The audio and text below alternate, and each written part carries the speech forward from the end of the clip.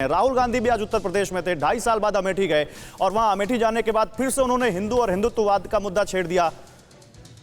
ये क्या हो रहा है यहाँ पर? नहीं, एक मिनट मेरा सवाल सुन लीजिए पंकज जी, मेरा सवाल सुन लीजिए। सवाल है कि क्या समाजवादी पार्टी ही एक पार्टी अब दिख रही है उत्तर प्रदेश में बीजेपी को टक्कर देते हुए, या कांग्रेस कहीं टक्कर में है? और राहुल गांधी 2.5 साल बाद आए अमेठी, तो क्या वहां पर अमेठी से राहुल गांधी ये बताना चाह रहे हैं कि भले ही मैं उत्तर प्रदेश छोड़ के वायनाड चला गया, हार गया यहां पर, लेकिन अभी भी मैं उत्तर प्रदेश से जुड़ा हुआ हूं, अमेठी मेरी अपनी है? गौरव, ये तो कोई कहने की बात नहीं है कि अमेठी से क्या रिश्ता है गांधी परिवार का। वो 50 साल का रिश्ता है और पूरे इस अवध क्षेत्र से 100 साल से का रिश्ता है। 1921 में किसान आंदोलन हुआ था, जब रायबरेली के मुंशीगंज गोलीकांड हुआ था, तब नेहरू जी राजनीति में आए थे। तो ये रिश्ता कोई आज का रिश्ता नहीं है। बहरहाल आज जो आप मुद्दा उठा रहे हैं, लग गया, लेकिन आते नहीं, 2.5 साल में पूरी पार्टी वहां थी, लगातार प्रियंका गांधी प्रभारी के रूप में घूम रहे। आप अगर इस तरह से छोटे इस तरह से करेंगे तो आप विषय तय कर लीजिए। अगर राहुल गांधी का अमेठी आना विषय है तो उस पर बात करते हैं, अदरवाइज जो आपने विषय किया है उसको महत्वपूर्ण है, वो महत्वपूर्ण है। विषय पर। और आपने खुद बताया कि भारतीय जनता पार्टी किस तरह से ये करती है जब भी चुनाव आता है। लेकिन मैं ये कह रहा हूँ कि एक मिनट, मैंने ये नहीं कहा भारतीय जनता पार्टी ये करती है, हमारे चैनल ने ये नहीं कहा। हमने कहा कि चुनाव के समय ऐसी रेड हुई है, उसको बीजेपी ने किया, ये हमने नहीं किया। वो रेड इनकम टैक्स डिपार्टमेंट ने किया। बीजेपी का मतलब बीजेपी सरकार के रहते, और ये बात आपने भी कही है, और आपने का पूरा जो अपना आप फिर से पैकेज देखिएगा तो आपको समझ में आ जाएगा मैंने क्या कहा। आपने जो मैंने कहा है उसमें बहुत फर्क नहीं है। बहरहाल चलिए आपकी बात मान लेते हैं। तो एक पैटर्न है जिसका आपने खुद जिक्र किया, लेकिन मैं दूसरी बात कह रहा हूं। उत्तर प्रदेश में ये जो आज हुआ है, ये दरअसल उस नैरेटिव को जो कांग्रेस सेट करना चाहती है, जहां पे महिलाओं का सवाल है, किसानों का सवाल है, और 4 साल से लगातार सड़क पर संघर्ष करके एक नए तरीके के विपक्ष का निर्माण करने का जो सवाल है, उसको डिरेल करने की ये कोशिश है। ये दरअसल नूरा कुश्ती है। हम भूले नहीं है कि माननीय मुलायम सिंह यादव ने संसद में खड़े होकर कहा कि हम चाहते हैं कि मोदी जी दोबारा प्रधानमंत्री बने। वहां से ये अच्छा ठीक है। देखिए, मैं अब आपको एक चीज बोलना चाहता हूं। देखिए पंकज जी, समय कम है, मुझे अभी शहजाद के पास जाना है, दूसरे लोगों के पास भी जाना है। आपने कहा कि मुद्दा क्या है? मुद्दा तो सियासत का सुपर शनिवार है। आज राहुल गांधी थे, उन्होंने क्या कहा? देखिए राहुल गांधी ने कहा क्या, सुनिए। राहुल गांधी ने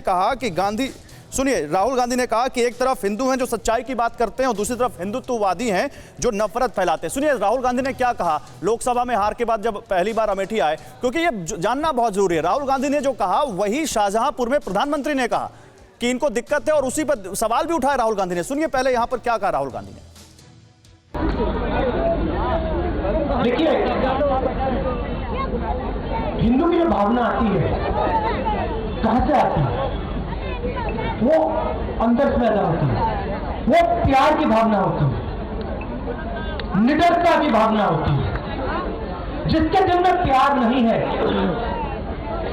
उसके दिल में डर ही डर होगा। जिसके दिल में डर है वो हिंदू हो ही नहीं सकता।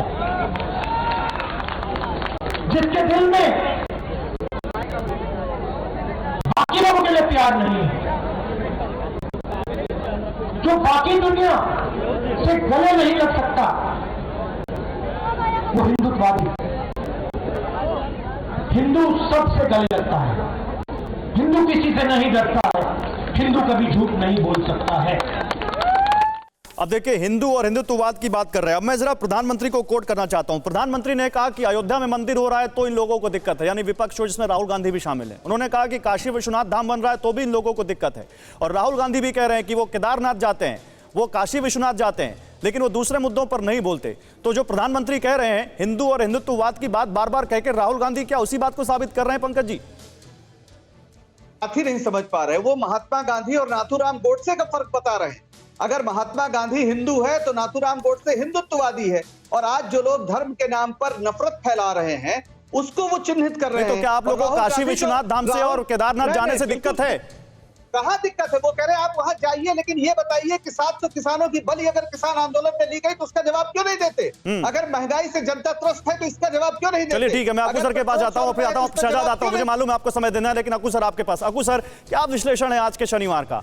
एक तरफ IT रेड से यह दिन शुरू होता है और उसके बाद आते आते गंगा एक्सप्रेसवे, अमेठी, हिंदू हिंदुत्ववाद और उपयोगी और अनुपयोगी तक चला जाता है। क्या आपको लगता है कि यह नैरेटिव चुनाव का ऐसे ही सेट होने जा रहा है, जहां पर विकास और हिंदुत्व, ये दो सबसे अहम मुद्दे होंगे और उसी पर ये पूरा चुनाव लड़ा जाएगा। आपके आखिरी सेंटेंस पे गौरव अगर जाऊंगा तो वही निहितार्थ है।